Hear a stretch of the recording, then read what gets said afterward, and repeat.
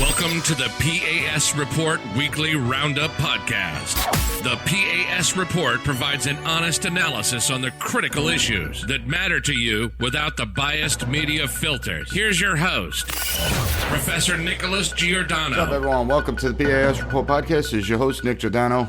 The last few years, nothing short of a nightmare for the United States. It's because we've seen our freedoms erode. We've seen our businesses destroyed, our trust in government shattered, and we allowed it to happen. And I believe that the response to the coronavirus will go down as a pivotal moment in American history. Sadly, when history books are written, they're going to write about how the pandemic changed things. But it wasn't necessarily the pandemic that wreaked havoc on our society.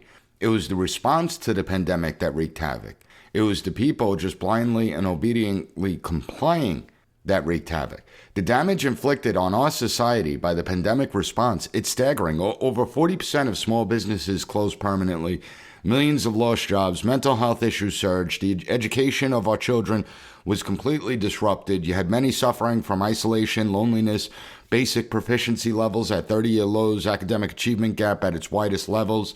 The learning loss, it continues to have a snowball effect and gets worse each year. The toll on families and communities, it's immeasurable.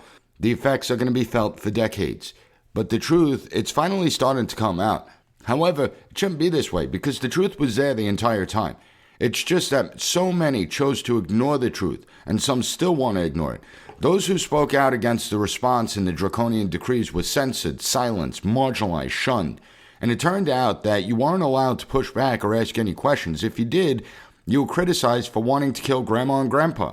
You were criticized for being selfish. It went so far that if you protested the decrees, over 1,200 public health officials signed a letter accusing you of promoting white supremacist ideology. Think about how demented that is. But what's even more troubling is how those in power are attempting to rewrite history and evade accountability.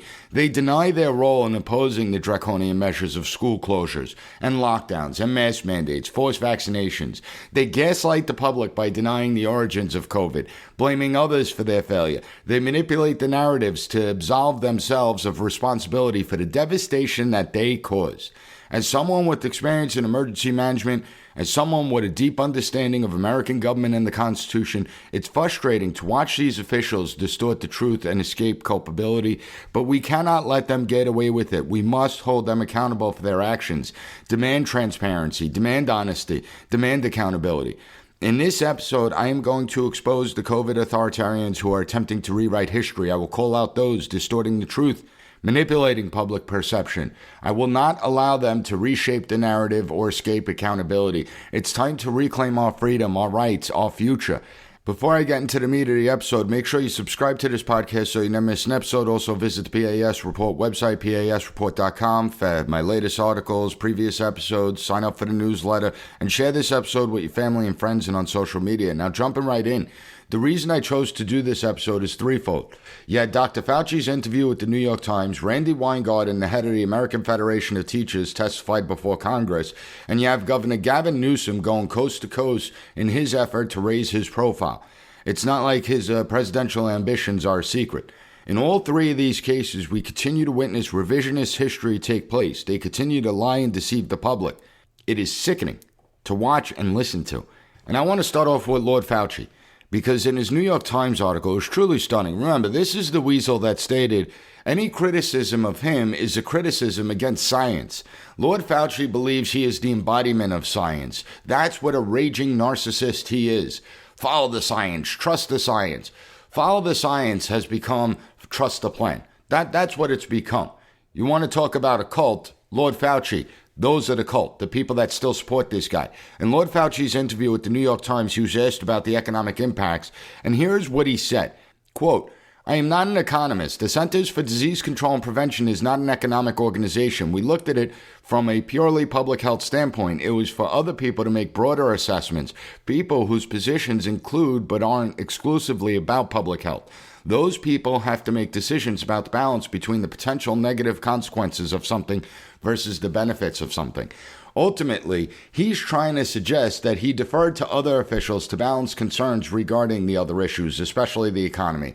Now, that is how emergency management is supposed to work, right? You have All the stakeholders come in, they discuss the issue, they give their points of view, and ultimately decisions are made. You don't have a bunch of little Mussolini wannabes running the show. However, that's exactly what happened when it came to the coronavirus. The fact that only the public health sector was driving the response was always insane. When it comes to emergency management, every sector gives their input. Officials always should choose the least disruptive option. But of course, Fauci is lying. He didn't try to balance anything. He didn't want to hear input regarding other sectors, including the economy. He didn't want to hear input from anyone else. Just think, this is the same guy that went to attack the authors of the Great Barrington Declaration because they dared to challenge him. And here's what he said in July of 2020, quote, "You don't want to balance lives against the economy. So let's get public health to help us to get the economy open as opposed to two opposing forces." He routinely criticized those who called for the reopening of the economy. It's just mind-boggling. And in another part of the interview with the New York Times, Lord Fauci was asked about vaccine mandates.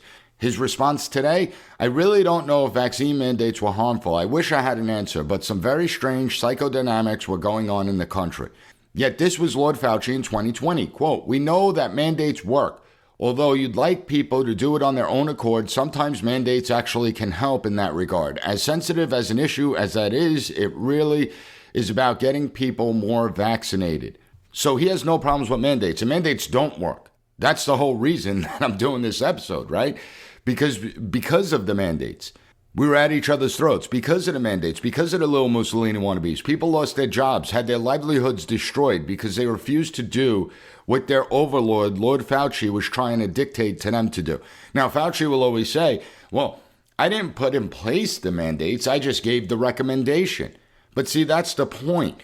What he said became policy, and he knows that. But he's a weasel, and he's trying to deflect the blame now. When it comes to lockdowns, Lord Fauci told the New York Times, "I never criticized people who had to make decisions to lock down one way or the other." He defied anyone to prove that he closed down a single business or school, but it was Fauci in 2021. Quote, "It's understandable that people want to do the kinds of things they want to do. They want their freedom to do that, but there comes a time when you're dealing with a public health crisis that could involve you, your family, and everyone else. That something supersedes that need to do exactly what you want to do." In fact, he's on record that he told President Trump to shut down the country. This guy is a complete and utter fraud, trying to escape accountability. When it comes to the idea that COVID leaked from the Wuhan Institute of Virology, Lord Fauci told the New York Times that, quote, "It is essential to have an open mind." Not that he had an open mind throughout the coronavirus, and I have been this way from the very beginning. Yet throughout the pandemic, he would routinely make statements like, quote, "It is very, very strongly leaning toward this could not have been artificially or deliberately manipulated. I don't get what they are talking about. I don't spend a lot of time going in this circular argument."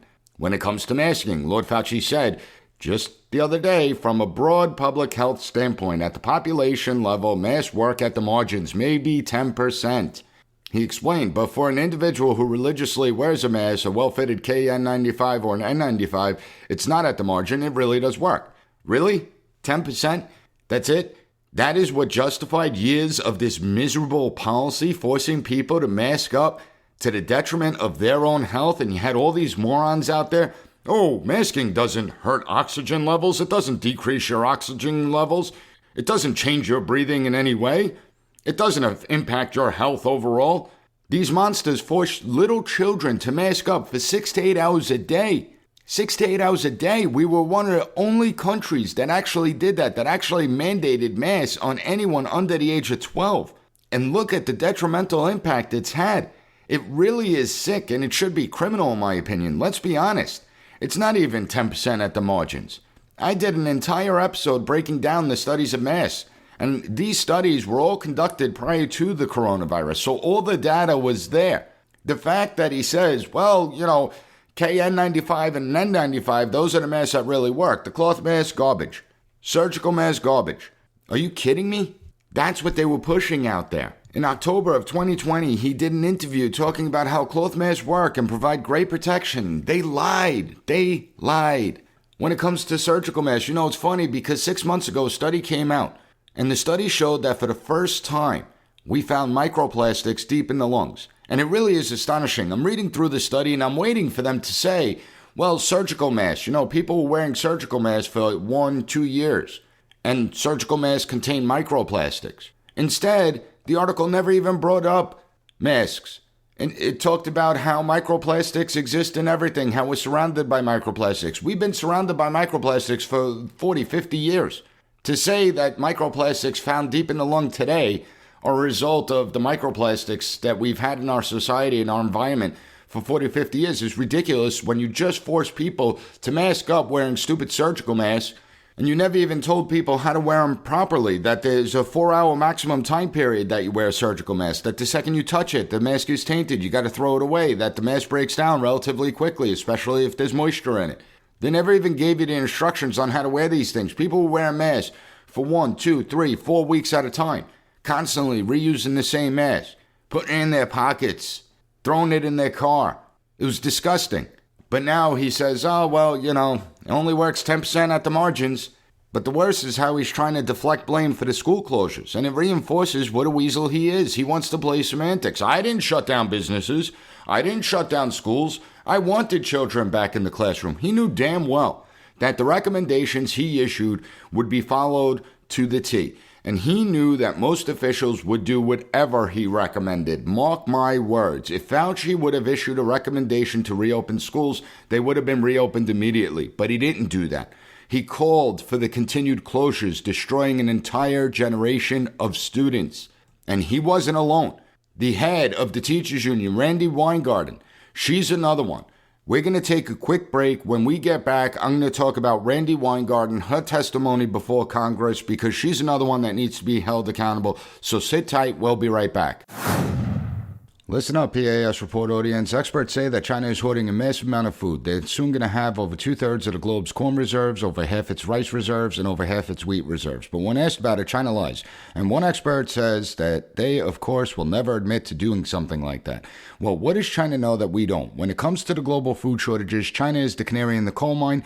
And you have to understand, China is the world's #1 food importer. They rely on the rest of the world to keep their people fed, so they can't afford to mess up. There'll be riots, civil panic, or even worse, when over 1 billion people can't eat, it's going to create a crisis for them. What does that mean for us? What does that mean for Americans like me and you? Food shortages.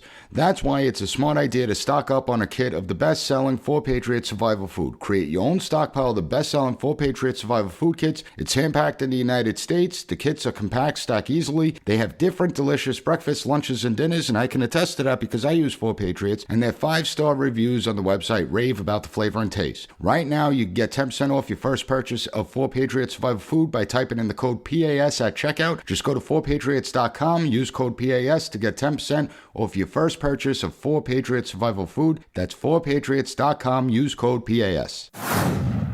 Welcome back, everyone. So I was going to pull clips from Randi Weingarten's congressional testimony, but then I said, you know what? It's just going to aggravate me more, and I don't want to get more aggravated. I just want to call her out. I want her to be dethroned as the union president. She has no business being the union president. When I hear her talk about learning loss, when I hear her talk about the academic achievement gap, it infuriates me. And it infuriates me even more when she's trying to rewrite history.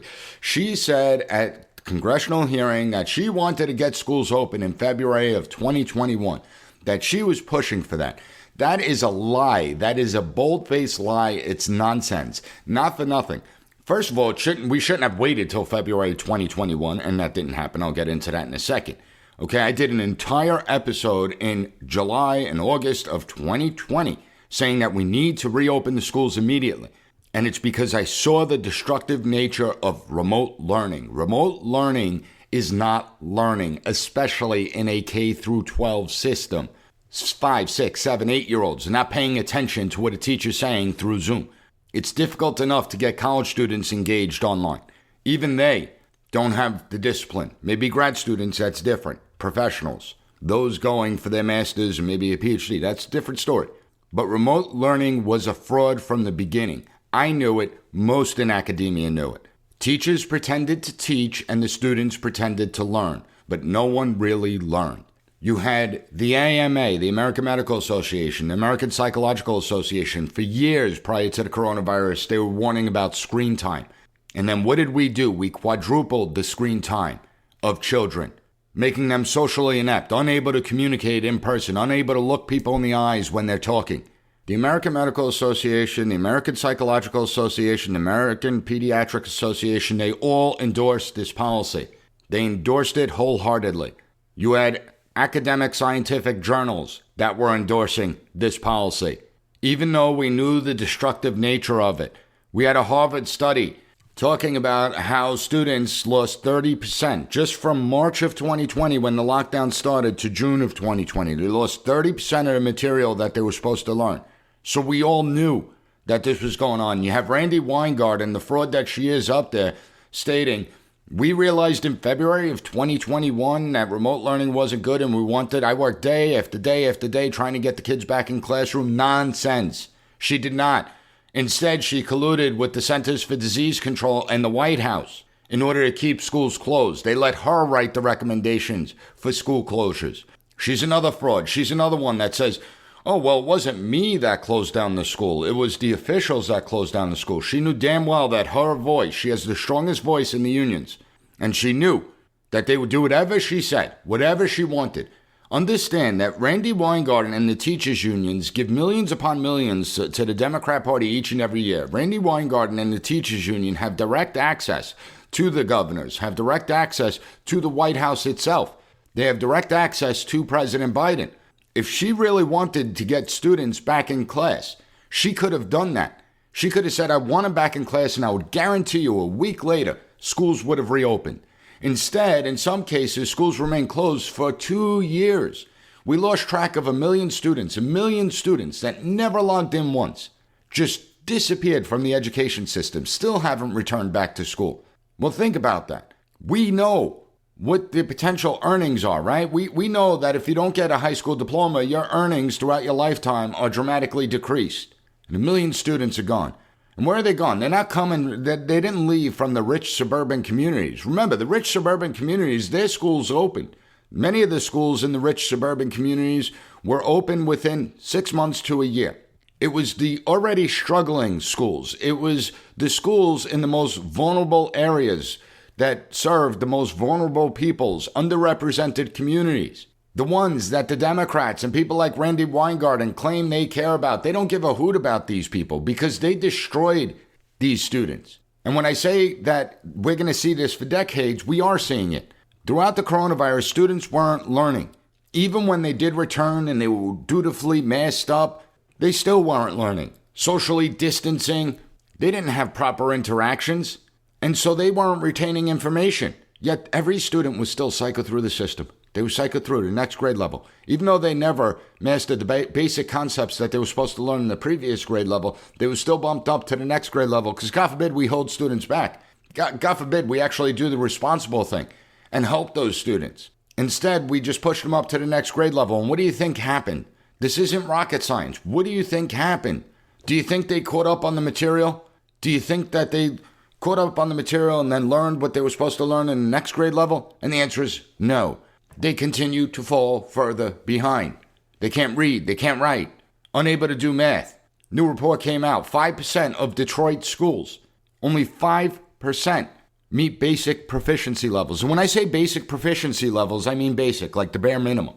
New York State, my home state, this pathetic state that used to be great, we performed 2 times below the national average when it comes to proficiency levels. And what do the geniuses at the Board of Regents do? Instead of saying, hey, we really screwed up here, we apologize, we're sorry, instead of taking command of the situation to try and correct what they created, they say, you know what? We're going to lower the basic proficiency levels in order to meet the new normal. That's what we're going to do. So they redefined what basic proficiency means. This is insane. What basic proficiency meant in 2019, well, now that would be considered advanced. So they're trying to shield themselves. They're trying to hide. It's like this major cover-up going on. Call out these frauds. And every single one of you teachers out there that are listening, you should not be supporting Randy Weingarten. She has made your job much more difficult. She has destroyed the profession of teaching. Do you enjoy dealing with the behavioral issues that we're seeing in nearly every single school throughout the country? Do you enjoy the fact that students aren't prepared when they come into your classroom? And so you have to work 10 times harder to try and get them up to speed, even though that's almost impossible. She made your life more difficult because as students don't perform, who do you think is going to get blamed? Well, it's you, the teachers, that will get blamed.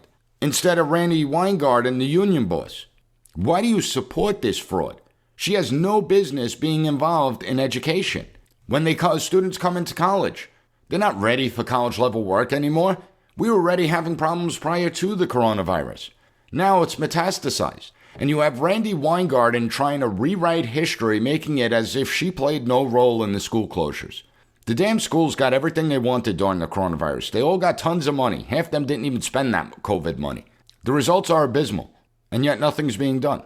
Nobody's being held accountable, and we're not reforming the school system to actually make it work. Then you look at Governor Gavin Newsom going coast to coast, waiting on President Biden to keel over. I mean, this is a guy, the presidential ambitions just ooze from him. And he's trying to rewrite what he did throughout the coronavirus, like it never happened. Instead, he's criticizing other states, red states, for being authoritarian. What world are we living in? It's the friggin' Twilight Zone. Here's a guy that fully locked down his state more than any other state, including New York, which was totalitarian. Here's a guy that was forcing his population to get vaccine mandates, even though they didn't want it, they didn't want to be bothered, and yet he was forcing on them. Here's a guy that's governor of a state where people have fled because of the totalitarianism, because of the authoritarian decrees. And you know what? What really irks me, what really bothers me, is when you had people like Governor Gavin Newsom violating his own decrees, disregarding his own mandates, going out to dinner, not wearing a mask, sitting close to people, partying and living it up. And yet he forced you into your homes, into isolation, forced you to cut off your communication with family and friends, forced students out of the classroom, destroyed people's livelihoods with his vaccine mandate. Like any of the officials that got caught violating their own decree should automatically be disqualified from ever holding office again. And that's how you hold them accountable. And the fact that you have so many people that are still willing to vote for fools like Governor Gavin Newsom, it really is mind-boggling. Listen, I don't care what people's politics are. I don't care if you're to the left, to the right, moderate. It doesn't make a difference to me. You've been lied to for the last 3 years. You've been manipulated. You've been deceived. You had 2 years of your life stolen from you. Stolen from you. So why? Why aren't you angry about that? Why aren't you upset about that? Even if you disagree with me on every political issue, it doesn't matter. You should be angry. You should be mad at these people that did this. And you should channel that energy to hold them accountable by throwing the bums out of office, by saying never again. We're never going to let this happen again. And you know what the scary part is? The scary part is that if a new variant comes up and you have people like Gavin Newsom or Randy Weingarten or Lord Fauci's of the world come out and say we need to lock down again, we need to close schools again, the sad part is that half the country would probably do it without question. They would blindly obey once again, even though all the evidence has shown them to be frauds. And you'll still have people that go to bat for them, that defend him. I don't understand that. I try to understand it, but I don't. Sure, there may be a little bit more people now that would be against these measures and that would speak out against them. But you would think like 80% of the American public would be like, no, we're not going to do something like that. You would think 80% of the American public would say, you know what? You lied to us the last time. Why should we believe you this time? Instead, they defend these people. Well, they didn't know. The science wasn't clear. The science changed. The science evolved. No, the science never changed. The science of the coronavirus never, ever, ever changed. I did multiple episodes on this. And if you go back to the episodes I did starting in March of 2020, you will see that the science that existed then exists today. That's the amazing part. The authoritarian push that we saw from the little Mussolini wannabes who are now attempting to rewrite history is truly stunning. And I'm amazed at how many still try and defend these fools. I'm amazed by it. They make every excuse in the book. So part of the problem does lie with us. We need to recognize that. It does lie with the people. Because accountability is shot. As long as these people agree with you ideologically, then that's okay. All the destruction they caused, you'll give them a pass on that. But understand, the destruction they caused was life-altering. The destruction they cause is far-reaching. The destruction they caused is generational. It's going to be here for decades. And that's why I'm not going to allow them to rewrite history. I'm going to keep reminding people of what these authoritarians did, because we can never let this happen again. And if the coronavirus has taught us anything, it should have taught us the importance of limited government. It should have taught us the need to start downsizing government, to start removing these powers from government. That government cannot be the be-all, end-all. It can't be everything to everyone. And that when a government has too much power, the government is going to abuse that power. We need to restore the idea of individual liberty, freedom, personal responsibility, hard work, self-reliance. That's how we correct the problems that we're witnessing today. If you find the contents of this episode informative, please share it with your family, friends, and on social media. Take 30 seconds to write a review on any podcast platform that allows it. And I got to call out Steve in Maine. Thank you for the wonderful review you left on Apple Podcasts. Leave a 5-star rating. I want to thank you for joining me, and I'll be back on Monday with another great episode of the P.A.S. Report podcast. Thank you for listening to the P.A.S. Report Weekly Roundup Podcast. Have a good one. Bye. Be sure to rate, share, and subscribe to the podcast so you'll never miss an episode. Also, visit PASreport.com and follow us on Twitter at PAS Report.